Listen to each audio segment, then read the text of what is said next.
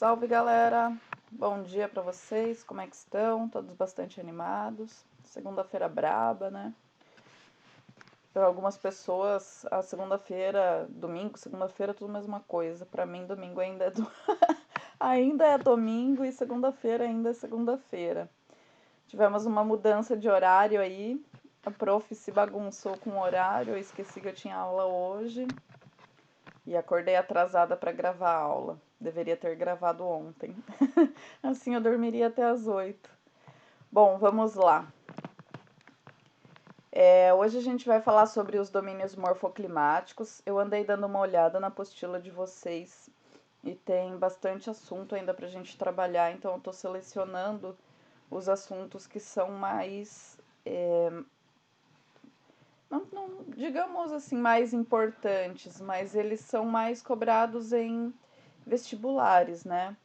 Então a gente vai fazendo essa seleção e as partes que a gente não conseguir fazer as videoaulas, fazer fórum, a gente faz via exercício.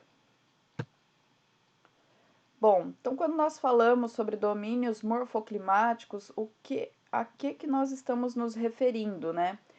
Nós estamos nos referindo a uma relação existente entre todos esses elementos que vai determinar esse domínio morfoclimático. Algumas pessoas confundem domínio morfoclimático com bioma. Bioma é bioma e domínio morfoclimático é domínio morfoclimático. Por quê? O bioma ele só leva em consideração o clima e a vegetação em determinado local. O domínio morfoclimático não. Ele considera o relevo, o clima, por isso de morfo, né? Formas. Então, as formas de relevo, o tipo de clima, a disponibilidade de água em determinada região, o tipo do solo, o tipo de vegetação, e aí sim nós teremos, né, com todos esses elementos unidos, o domínio morfoclimático. Então, aqui a distribuição dos domínios morfoclimáticos no Brasil. Nós temos domínio morfoclimático amazônico, que é o maior domínio morfoclimático. Algumas pessoas colocam como mais importante, né? Não sei se seria o mais importante, eu acredito que todos eles tenham o mesmo nível de importância, né? Os cerrados, que são essas regiões mais interioranas do país, então clima bastante peculiar, né? O solo, todos esses elementos aí que a gente acabou de falar.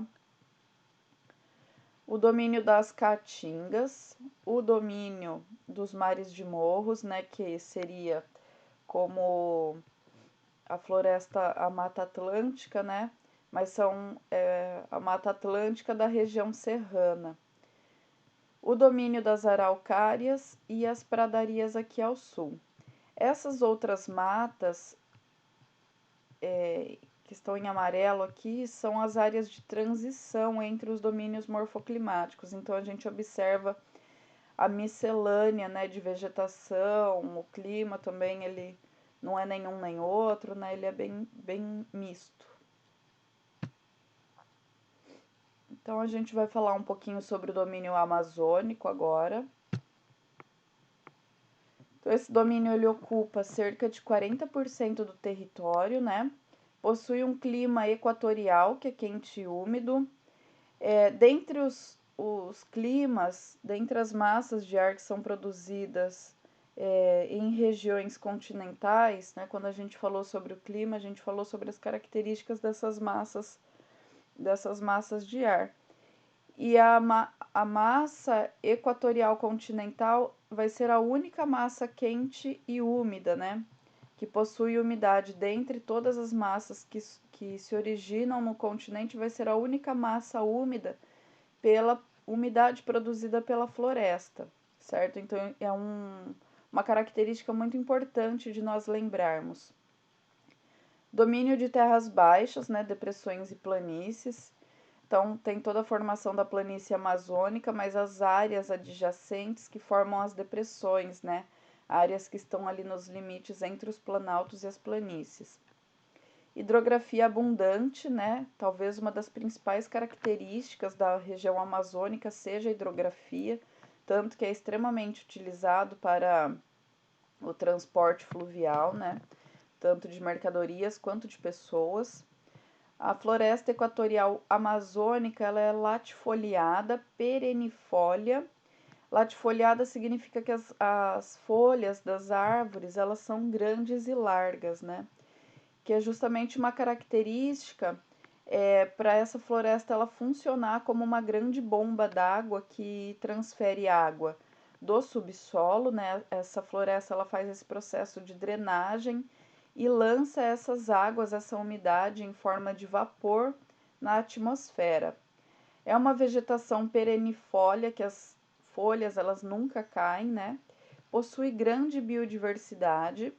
É uma floresta heterogênea e densa, né? Então a gente observa vários estratos, né? Quando a gente caminha pela floresta amazônica, a gente observa todos os estratos, eles são preenchidos por algum tipo de vegetação, né? Vegetações rasteiras, vegetações aéreas, né? Que são os cipós, bastante bromélias, né? Bastante, esqueci o nome, orquídeas, que mais? Tem aquelas samambaias grandes, né? E vários estratos também de arbustos e de árvores elevadas, né? Então tem as árvores, tem desde árvores muito altas que vão buscar a luminosidade da luz do sol e tem as árvores que vão nascendo no interior dessa floresta, né? Que não precisa tanto do sol, que vive ali na sombra e se desenvolve ali na sombra. E é uma floresta densa justamente por conta disso, né? Ela é muito fechada. E os solos, por incrível que pareça, são solos pouco férteis, né? São solos pobres em nutrientes. Porque como é uma planície fluvial, né? Uma grande planície, são deposições de areias, praticamente o solo. Então, quem faz a retroalimentação dos nutrientes desse solo vai ser a própria floresta, né? Com a perda das folhas, os animais que morrem e caem se decompõem, né? Tudo isso, os galhos, enfim. É uma região que tem muito, pela umidade, né, pelo calor, tem bastante. O processo de decomposição ele é muito acelerado, né? E algumas regiões, algumas áreas, a serrapilheira, né, que é a vegetação que fica no chão, ela chega a 1 metro de profundidade, né? Essas folhas que ficam mortas no chão e que ficam em processo de decomposição. Por isso também que não é o tipo de floresta que a gente sai andando por aí, né? O homem branco praticamente a gente tem muito pouco contato com o interior dessa floresta, né?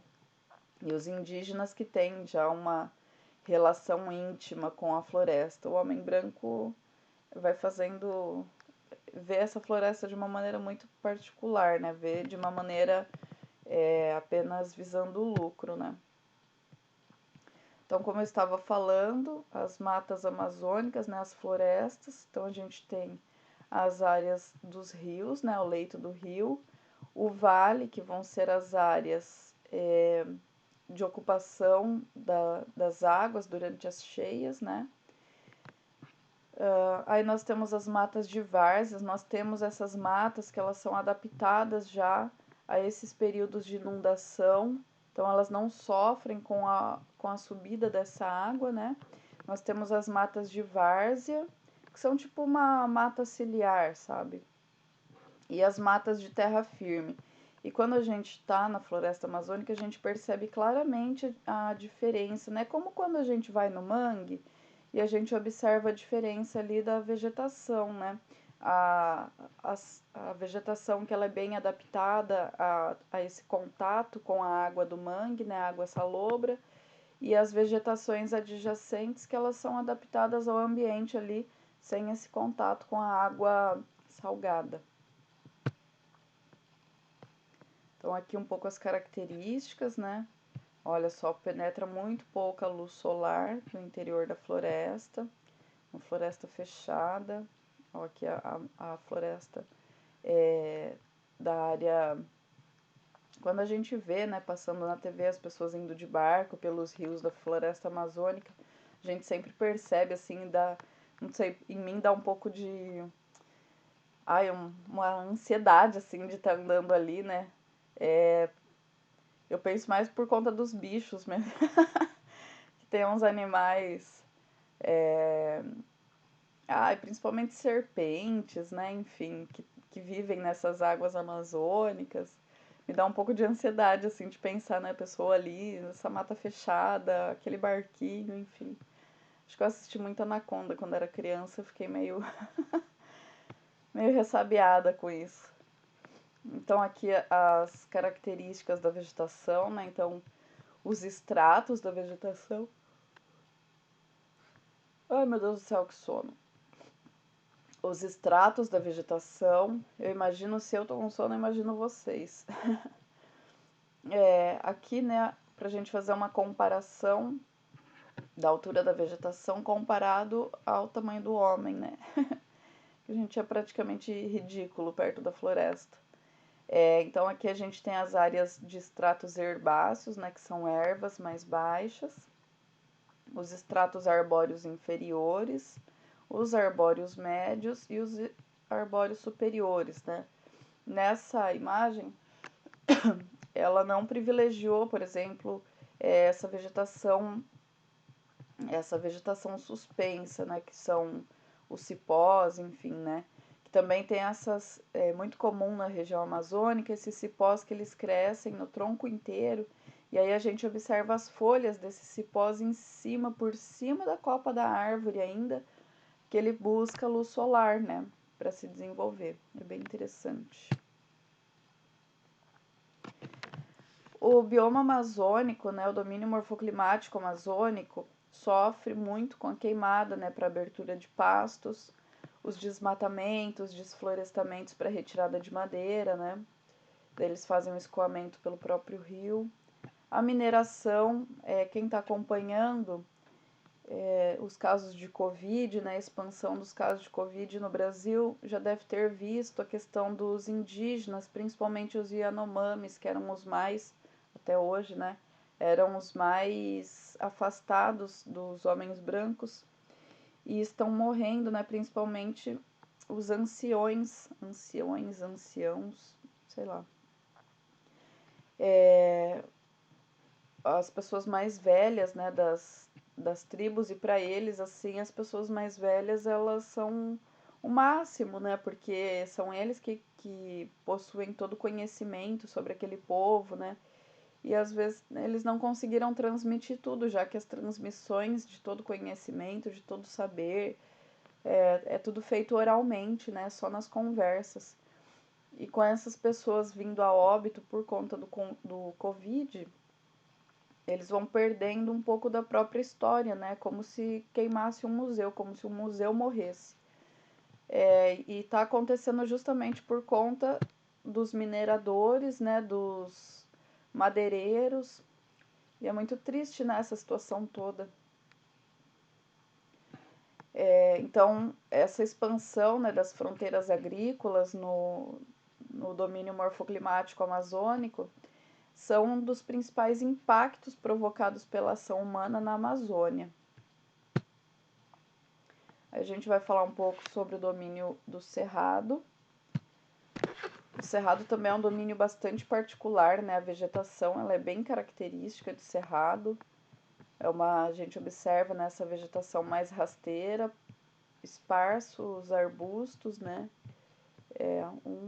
Eles não ficam muito próximos uns dos outros.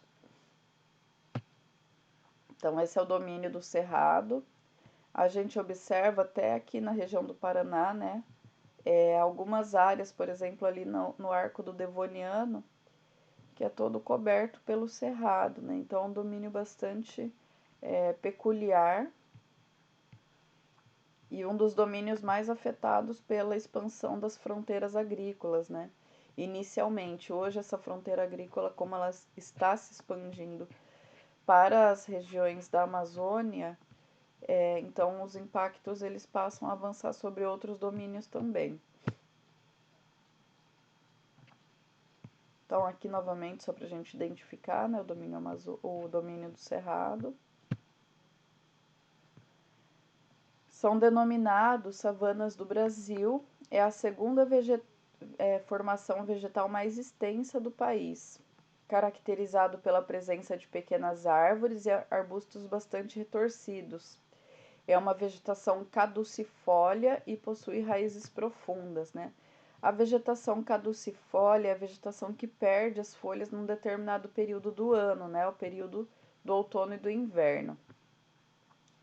Possui clima tropical típico, estações seca e úmida.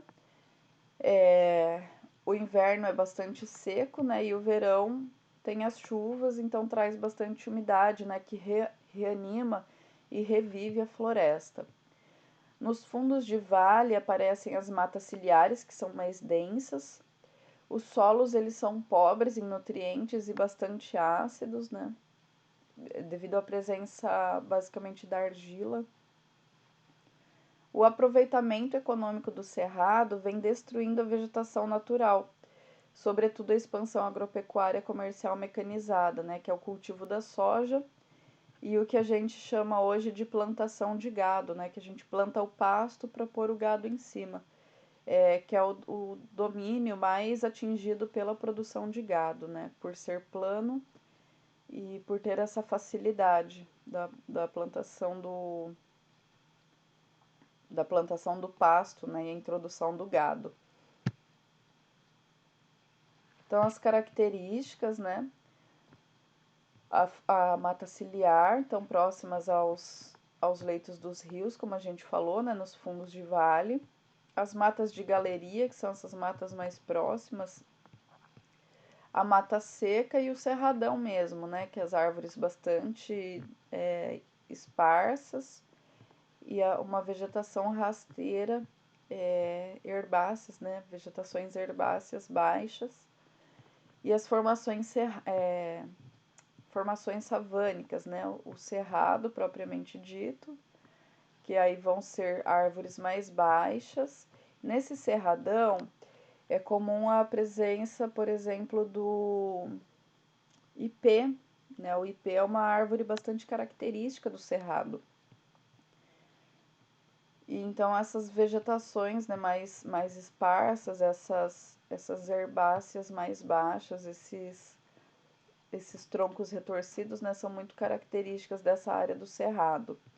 Daí a gente vai ter as formações campestres, né, os campos limpos, etc., os campos sujos, que vai ter uma vegetação mínima também rasteira, e as formações, outro tipo de formação savânica, né, algumas palmeiras e alguns parques de cerrado, né, algumas árvores baixas, e essa daqui eu não estou conseguindo identificar qual que é. Enfim. Aqui a gente tem uma imagem mostrando um pouco as características, né, de como que são essas vegetações. Olha só as árvores, né, esses campos limpos. Esses campos limpos, né, como a gente estava falando, alguns arbustos esparsos, os troncos retorcidos, né, pela pouca disponibilidade de água em praticamente metade do ano, né. A região do Cerrado ela é muito interessante, devido ao fato, né, de ser uma região pouco úmida. O céu é um dos céus mais azuis desse Brasil, né, justamente por não ter a formação das nuvens. A gente percebe assim a passagem delas, né? Os chamados rios voadores que viajam desde a região amazônica, até a região sudeste e sul aqui do Brasil. Então essas nuvens elas simplesmente passam pelo céu do cerrado, mas a umidade ela não chega a cair ali, né? Não chega a chover no cerrado. Então, principalmente no inverno, a gente observa esse fenômeno. Quando não, né? Quando o ar está muito parado, quando não venta nada, né? Esse céu ele fica extremamente azul, limpo, sem nenhuma nuvem. Então, durante o dia é muito comum fazer bastante calor mesmo no inverno.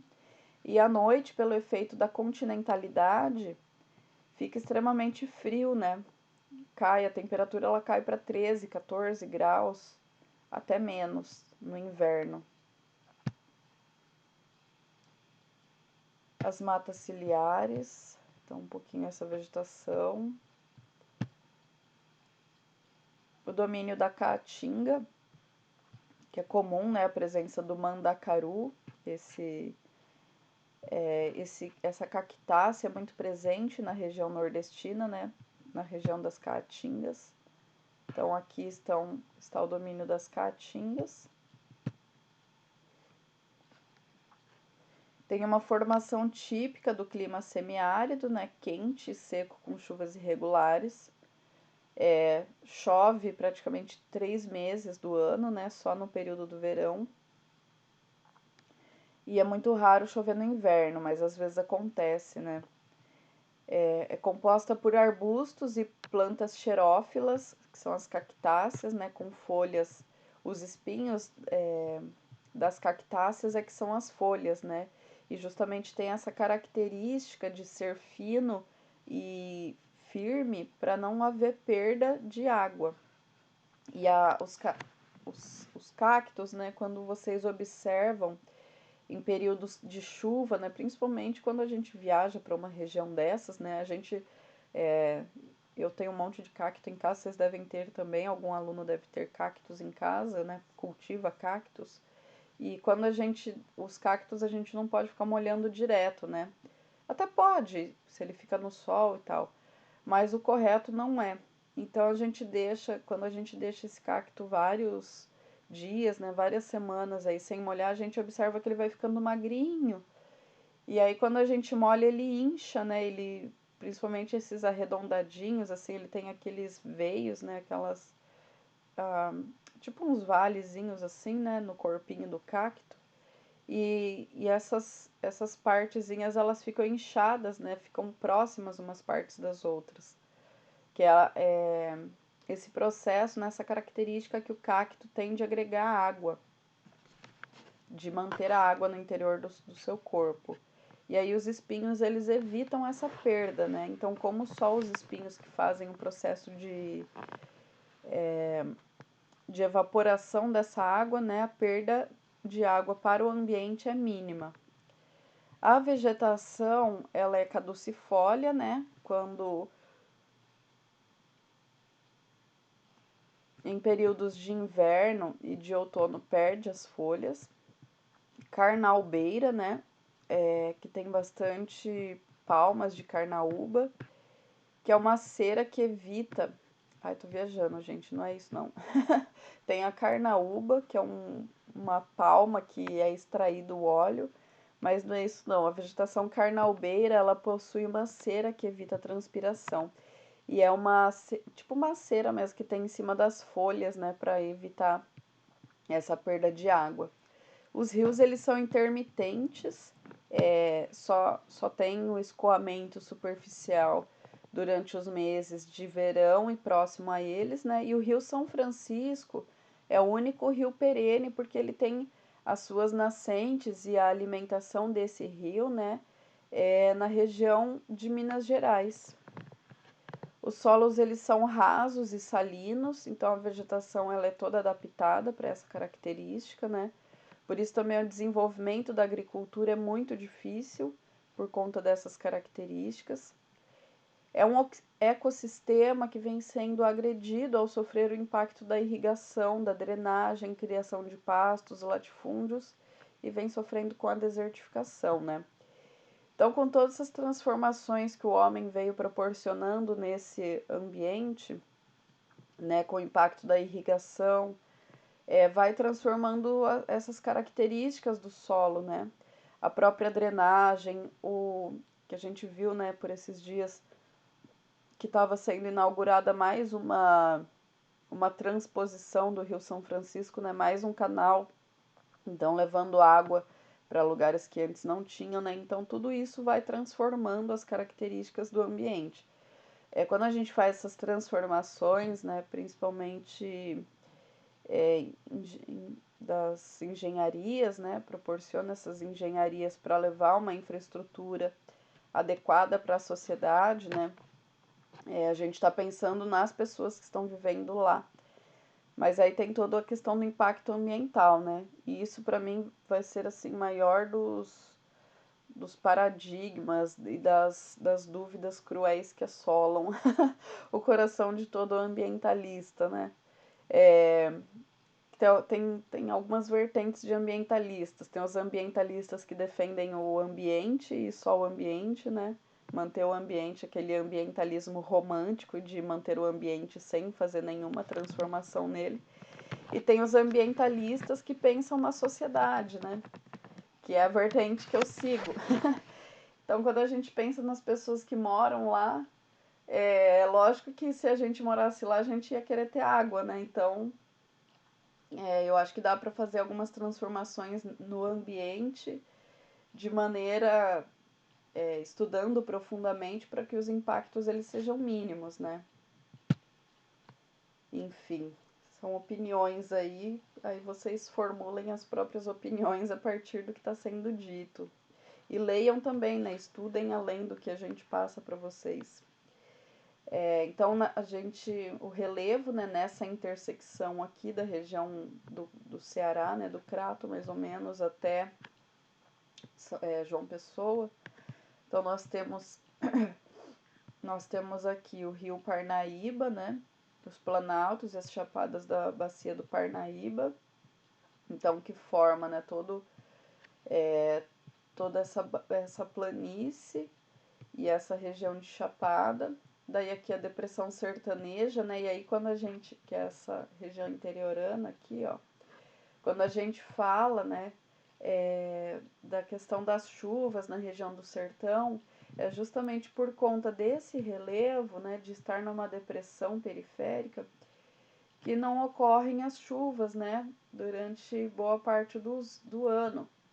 Porque a umidade que vem aqui do oceano, ela chega aqui no Planalto da Borborema, que é a Serra do Mar, e chove aqui nas regiões litorâneas, né? Então não ultrapassa essa área de Planalto para chegar a umidade e chover na região da depressão sertaneja. E a mesma coisa acontece vinda do interior, né? Essa umidade ela se forma aqui e chove aqui mesmo. Ela não avança aqui para essa área de chapadas, né? A vegetação, então as cactáceas, né, como a gente estava falando, nossa, agora eu esqueci o nome do cacto, acabei de falar. Nossa, esqueci mesmo, gente. Enfim, vocês sabem qual cacto, porque eu tinha acabado de falar ele. Mandacaru. Então, mandacaru, né? Muito comum também alguns agrônomos da Embrapa e do órgão que é tipo a Emater aqui do Paraná, que tem lá na região nordestina. Eles fizeram a introdução, porque uma das grandes dificuldades é a produção de alimento no Nordeste. Então eles criam muito gado, né, muito bode, enfim.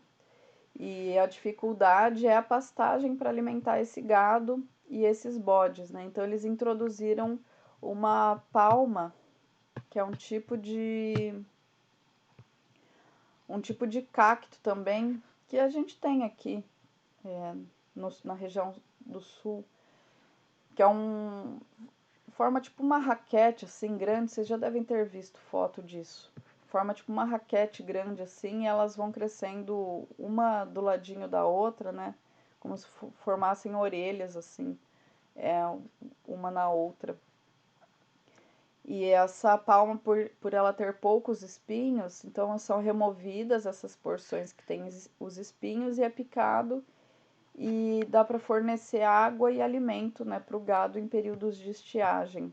Então desenvolveu-se bastante essa produção. É muito comum quando a gente está viajando pelo interior das caatingas, né, do sertão nordestino, a gente observarem que as pessoas fazem até no quintal, né?